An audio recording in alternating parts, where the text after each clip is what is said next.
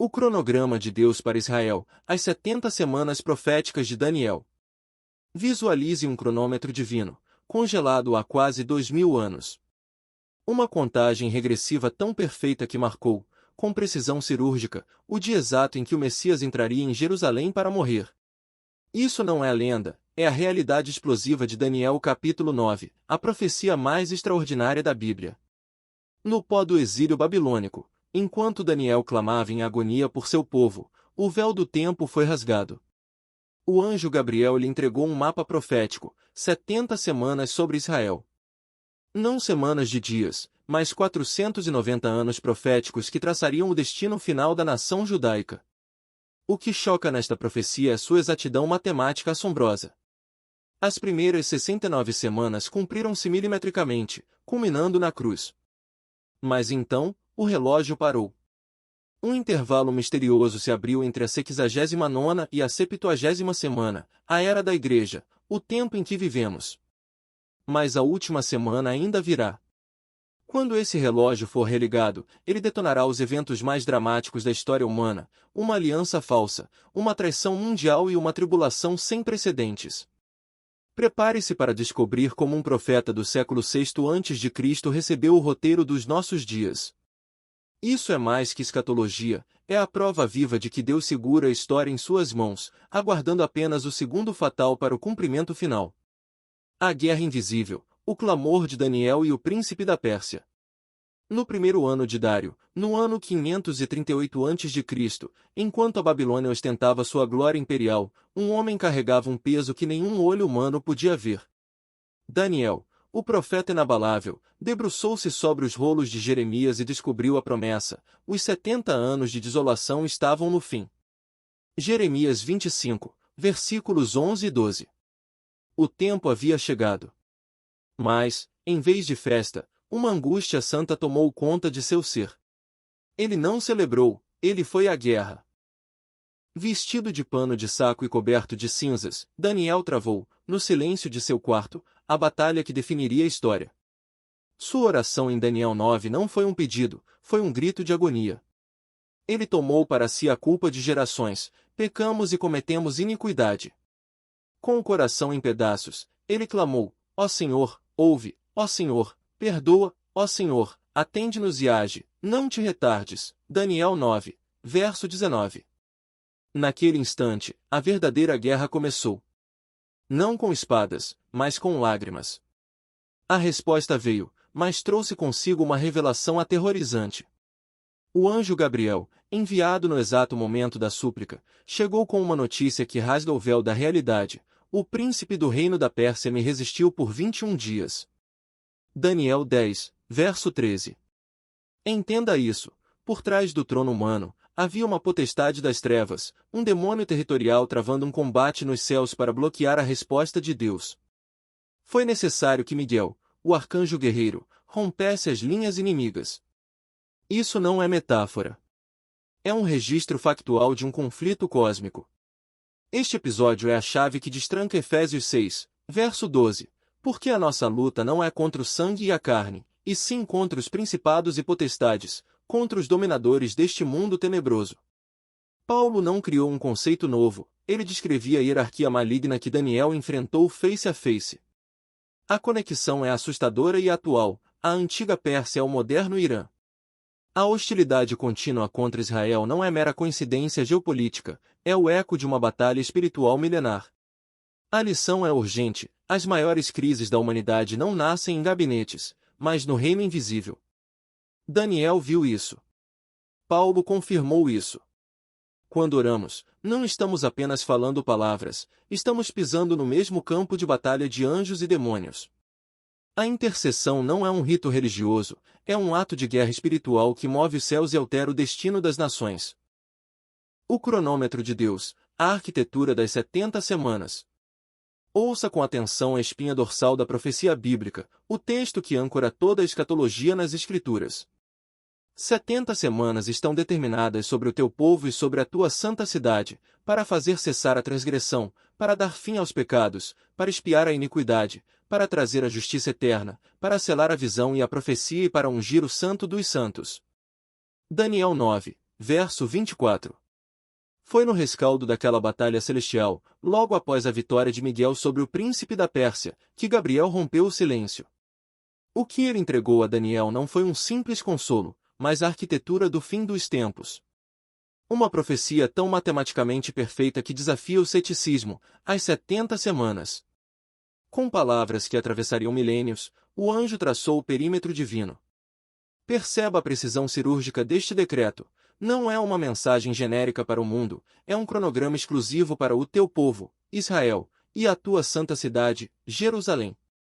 O plano abrange um período exato, desenhado para cumprir 6 objetivos cósmicos que encerrarão a história humana como a conhecemos.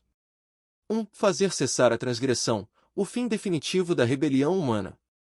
2. Dar fim aos pecados, a extinção total da mancha do mal. 3. Expiar a iniquidade, a redenção completa e irrevogável. 4. Trazer a justiça eterna, a instauração do reino inabalável de Deus. 5. Selar a visão e a profecia, o cumprimento final de cada palavra dita pelos profetas. 6. Ungir o Santo dos Santos, a consagração suprema do lugar santíssimo. Para decifrar este enigma e não se perder na contagem, precisamos da chave hebraica. A palavra usada por Gabriel é Shavua, plural Shavuim. Ela não significa 7 dias, mas sim um ciclo de 7 ou uma unidade de 7. O contexto decisivo está na lei de Moisés. Em Levítico 25, versos 1 a 4, Deus ordena os ciclos sabáticos da terra, 6 anos semearás, mas no 7º ano haverá sábado de descanso. Gabriel estava usando a matemática de Deus, semanas de anos. Cada semana na profecia representa 7 anos reais. Portanto, a conta é assombrosa e exata. 70 semanas vezes 7 anos nos revelam o grande total de 490 anos. Este é o prazo fatal que o céu estabeleceu para resolver, de uma vez por todas, o problema do pecado e restaurar o reino em Israel. A matemática do céu, o cronograma das 69 semanas. Deus não trabalha com aproximações, ele trabalha com precisão absoluta. Para entender quando o Messias chegaria, o anjo Gabriel entregou a Daniel não apenas uma promessa, mas uma equação temporal exata, uma contagem regressiva divina que desafia qualquer ceticismo. Abra sua Bíblia e veja a divisão clara do tempo profético. Sabe e entende, desde a saída da ordem para restaurar e para edificar Jerusalém, até ao ungido, ao príncipe, haverá 7 semanas e 62 semanas, as praças e as circunvalações se reedificarão, mas em tempos angustiosos. Daniel 9, verso 25. Aqui está o mapa do tesouro. A profecia divide o tempo em 2 blocos iniciais antes da chegada do Messias, um de 7 semanas e outro de 62 semanas, totalizando 69 semanas de anos. Vamos decifrar essa contagem regressiva. O ponto de partida, o decreto de Artaxerxes. O relógio começou a ticar com um evento específico, a ordem para reconstruir a cidade e os muros, não apenas o templo. Historicamente, apenas um decreto se encaixa perfeitamente nesta descrição, o emitido pelo rei Artaxerxes e a Neemias, no mês de Nisan, no 20º ano do seu reinado. Isso nos dá uma data de início precisa, 14 de março de 445 a.C. Gabriel disse que as primeiras 7 semanas, ou seja, 49 anos, seriam dedicadas à reconstrução da cidade em tempos angustiosos. De fato, de 445 a.C. até aproximadamente 396 a.C., Jerusalém foi restaurada sob a liderança de Neemias e Esdras, enfrentando oposição constante. Ao final desse período, o cânon do Antigo Testamento foi encerrado com o profeta Malaquias. A primeira etapa foi cumprida com exatidão histórica. Após a reconstrução, seguiram-se 62 semanas, 434 anos, de silêncio profético e expectativa. Somando os 2 períodos, temos um total de 483 anos proféticos, 49 mais 434, até a apresentação pública do Messias. O cálculo que desafia o acaso. Aqui entra a assinatura digital de Deus na história. A Bíblia utiliza o ano profético de 360 dias, baseado no calendário lunar antigo, confirmado em passagens como Apocalipse e Gênesis. A conta é simples e assombrosa. 483 anos bíblicos multiplicados por 360 dias resultam em exatos 173.880 dias. Se contarmos 173.880 dias a partir de 14 de março de 445 a.C., ajustando para os anos bissextos do nosso calendário, chegamos a uma data gloriosa, 6 de abril de 32 d.C. O que aconteceu neste dia? Foi o Domingo de Ramos. Pela primeira e única vez, Jesus permitiu ser aclamado publicamente como rei, entrando em Jerusalém montado em um jumentinho. Naquele exato dia, a 69ª semana terminou. O relógio bateu a hora certa. O corte do Messias e a parada do relógio. A profecia continua com uma precisão dolorosa. Depois das 62 semanas, será morto ungido e já não estará. Daniel 9, verso 26. Dias após sua entrada triunfal, Jesus foi crucificado, cortado, como diz o texto original, exatamente como previsto. Mas aqui surge o mistério: embora a redenção tenha sido paga, a justiça eterna e o fim total do pecado não se manifestaram no mundo. Israel não aceitou o seu rei. A conclusão é inevitável: o relógio parou. Deus inseriu uma pausa dramática entre a 69ª e a 70ª semana. Estamos vivendo nesse intervalo agora, a Era da Graça. Mas resta uma semana. 7 anos finais que ainda estão por vir para concluir a obra de Deus com Israel. O ápice e o abismo. Por que a história não acabou na cruz? Precisamos encarar um fato teológico crucial: embora a morte do Messias na 69ª semana tenha garantido a nossa redenção, ela não esgotou o cronograma de Daniel. Os 6 objetivos cósmicos de Daniel 9, verso 24, como o fim total do pecado e a instauração da justiça eterna, não se materializaram plenamente no Calvário. O mundo continuou em guerra, o pecado persistiu e o reino messiânico visível não foi estabelecido. Isso indica, obrigatoriamente, um cumprimento parcial e a necessidade absoluta de uma consumação futura. Imediatamente após a morte do Messias, a profecia não anuncia o fim, mas uma catástrofe: o povo do príncipe que há de vir destruirá a cidade e o santuário. Daniel 9, verso 26. Essa previsão cumpriu-se de forma literal e devastadora no ano 70 d.C., quando as legiões romanas arrasaram Jerusalém. Foi neste momento de ruínas e fumaça que o relógio profético de Deus para Israel entrou em modo de espera. Entre a 69ª e a 70ª semana, abriu-se um abismo no tempo, a Era da Igreja, um mistério não revelado aos antigos profetas. O colapso do preterismo, a negação da realidade. A primeira tentativa de explicar esse intervalo é o preterismo, que procura convencer-nos de que toda a profecia se cumpriu em 70 d.C., com a destruição de Jerusalém. No entanto, essa interpretação entra em choque com a própria realidade histórica e bíblica. Basta fazer algumas perguntas simples e objetivas: a transgressão de Israel cessou? O pecado chegou ao fim no mundo? A justiça eterna passou a governar a terra? A resposta honesta a todas essas perguntas é um inequívoco não. Além disso, o próprio Jesus projetou a abominação da desolação para um cenário futuro, associando-a ao tempo do fim, e não apenas à queda de Jerusalém, conforme registrado em Mateus 24, verso 15. Reduzir essa profecia a um evento exclusivamente passado implica afirmar que os objetivos estabelecidos por Deus em Daniel 9, verso 24 foram plenamente alcançados, algo que claramente não ocorreu. Assim, declarar que a profecia se cumpriu integralmente no passado equivale, ainda que indiretamente, a sustentar que as promessas divinas fracassaram, o que é incompatível com o caráter fiel e soberano de Deus revelado nas Escrituras. A falácia do historicismo e o erro de 1844. No outro extremo, encontramos o erro trágico do historicismo, exemplificado pelo movimento millerita no século XIX. Em uma tentativa desesperada de decifrar o fim, William Miller cometeu um erro hermenêutico fatal. Ele misturou as 70 semanas de Daniel 9 com as 2.300 tardes e manhãs de Daniel 8, verso 14. Ignorando que as 2.300 tardes e manhãs se referiam historicamente à profanação do templo por Antíoco Epifânio, os mileritas transformaram dias em anos e calcularam que Cristo voltaria visivelmente à Terra em 22 de outubro de 1844. O resultado foi o grande desapontamento. Cristo não voltou.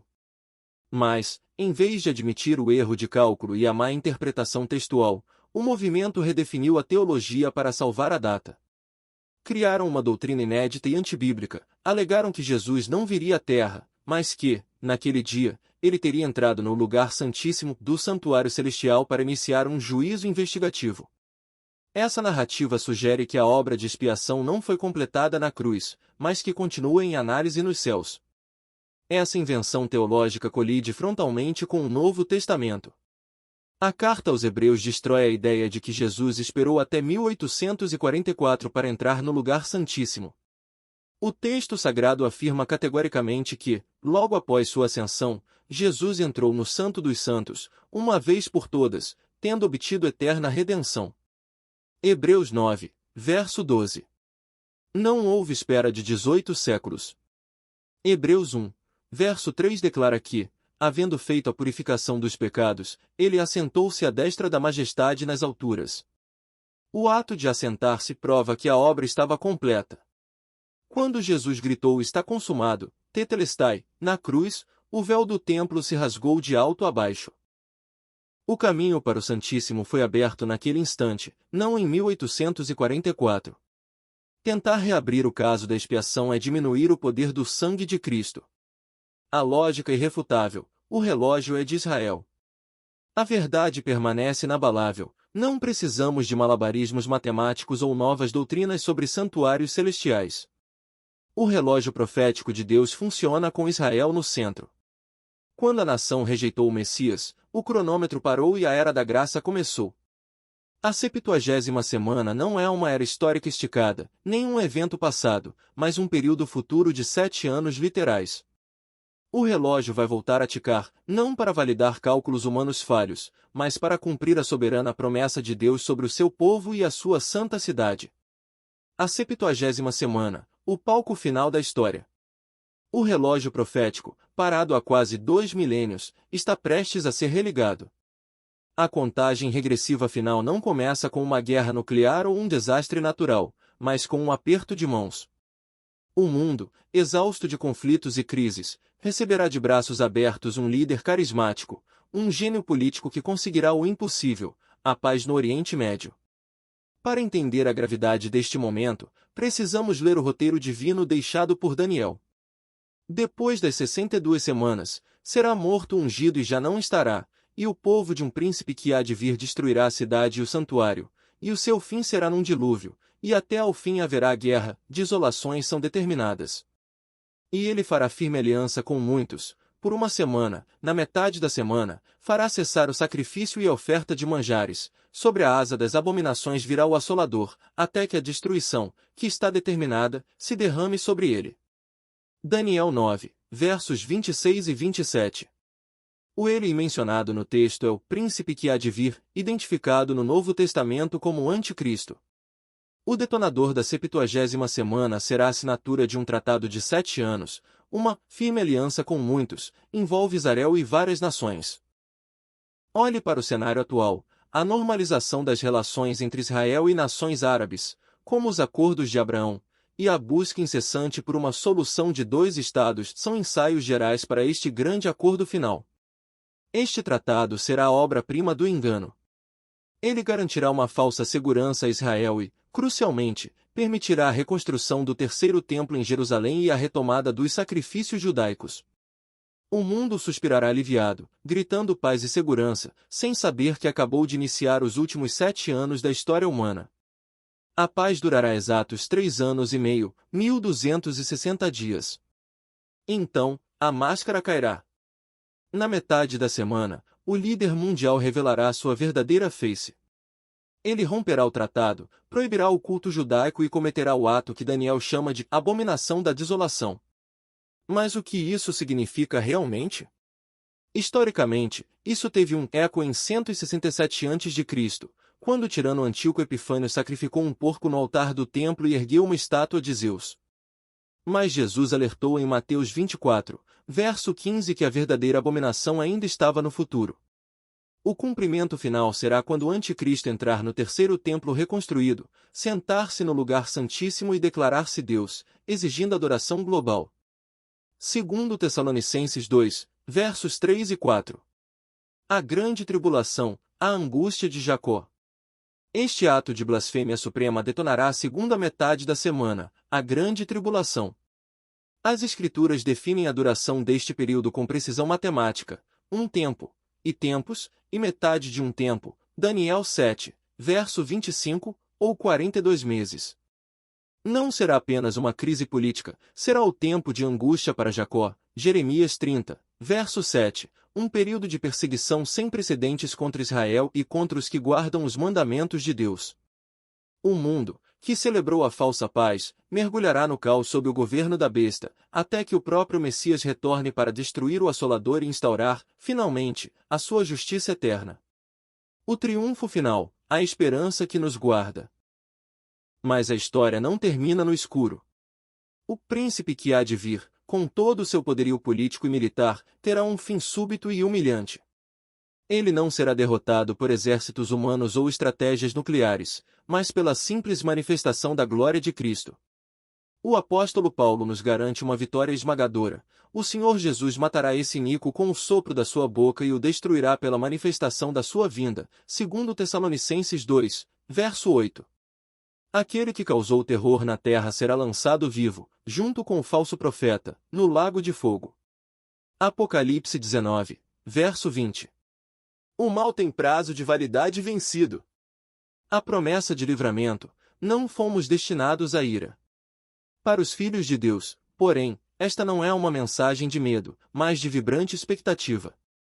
A Bíblia faz uma distinção crucial e consoladora. A grande tribulação é o tempo da ira do Cordeiro, Apocalipse 6, verso 16, e do juízo sobre as nações rebeldes, mas não é para a noiva de Cristo. Temos uma promessa inquebrável escrita nas Escrituras. O apóstolo Paulo declara com autoridade que Jesus é aquele que nos livra da ira vindoura, 1 Tessalonicenses 1, verso 10. Deus não derrama seu juízo sobre seus filhos justificados pelo sangue. A garantia é absoluta. Porque Deus não nos destinou para a ira, mas para alcançar a salvação mediante nosso Senhor Jesus Cristo. 1 Tessalonicenses 5, verso 9. Enquanto o mundo enfrenta a tempestade final, a Igreja fiel já estará segura, guardada da hora da provação que há de vir sobre todo o mundo. Apocalipse 3, verso 10. A nossa bendita esperança, Tito 2, verso 13, não é esperar pelo anticristo, mas aguardar o som da trombeta que nos chamará para o encontro com o Rei nos ares com o nosso Senhor e Salvador Jesus Cristo. Quando o Senhor colocar seus pés no Monte das Oliveiras, as 70 semanas de Daniel se completarão. A transgressão cessará, o pecado terá fim e a justiça eterna será finalmente estabelecida. O relógio do tempo dará lugar à eternidade. Erga a cabeça! O cenário mundial pode estar se armando para a crise final, mas para nós, o palco está sendo montado para a redenção final. O Rei está voltando, e nós voltaremos com ele em glória. Maranata! Se você achou que este vídeo serviu para a sua edificação espiritual, curta, compartilhe e inscreva-se no canal para acompanhar mais estudos bíblicos. O material para download gratuito está disponível no início da descrição deste vídeo. Professor Antônio Lima. Brasília, DF, 30 de dezembro de 2025.